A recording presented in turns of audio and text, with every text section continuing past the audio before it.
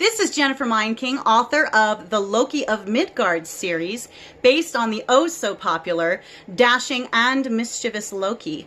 Marvel made him more known and loved by the world, but he's been kicking around for centuries in Norse mythology and fiction. You'll find my Loki just as relatable and playful as Marvel's version, but with a sweet and gentlemanly side inspired by none other than the great Tom Hiddleston himself, the British actor who plays Loki in the MCU.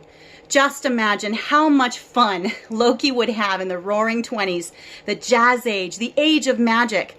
What mischief would he make? What lessons would he learn? In the first novel of the series, The Making of a Magician, we find out how Loki makes his first trip to Midgard, Earth, and what he discovers when he gets there. It's an adventure fantasy romance filled with mystery, swordplay, dagger fights, history, literature, including Shakespeare, brushes with death, several love triangles, and of course, incredible displays of magic and illusion. So just how crazy is the fan fervor over this complicated and controversial character? Come with us to Ace Comic Con, Arizona to find out.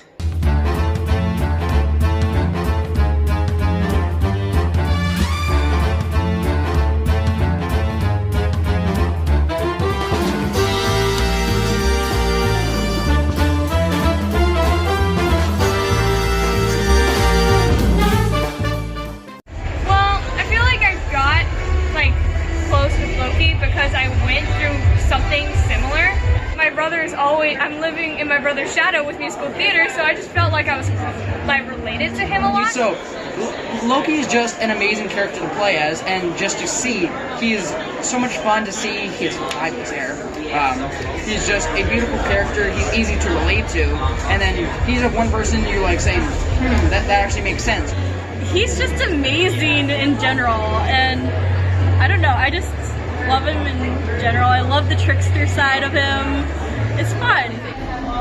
You hate him and then he redeems himself. He does just enough to keep you liking him. There's so many layers to him. It's complex. Again, kind of like Zach said, he's been through a lot, and I think part of it is just, you know, certain things that he's been through. Maybe he just hasn't handled it in the best way or the traditional way.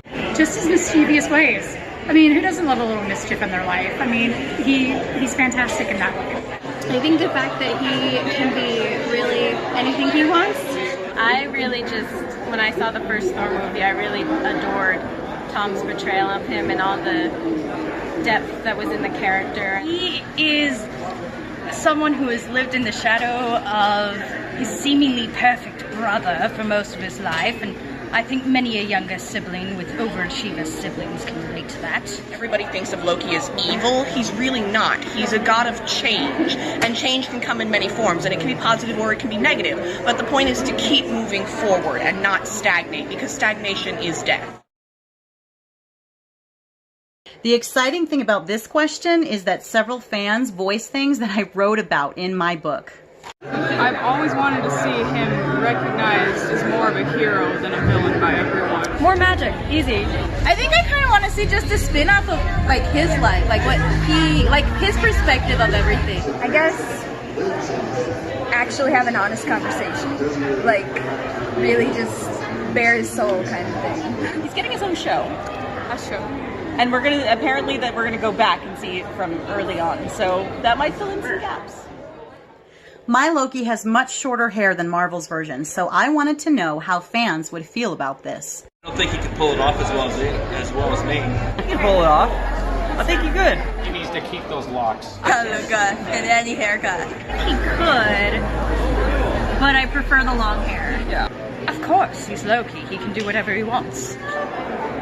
He probably could. Oh, Loki pulls off anything. I think he could pull off anything. Loki would look at anything. I mean, yeah, Loki can pull off any look. Absolutely.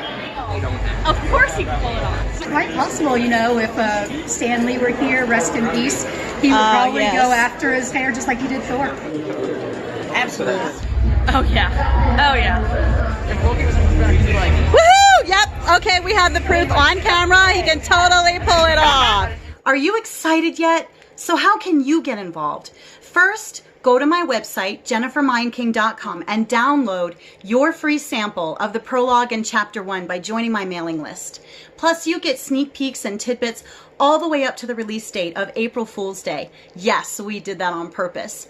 Second, pre-order your copy through my Kickstarter campaign and check out all the incentives and gifts that you get just by donating to help me get this book published on time. But remember, all of the funds go back to the donors if I don't meet my goal by the deadline. So act fast. But however you choose to join me in my journey, from the bottom of my heart, thank you.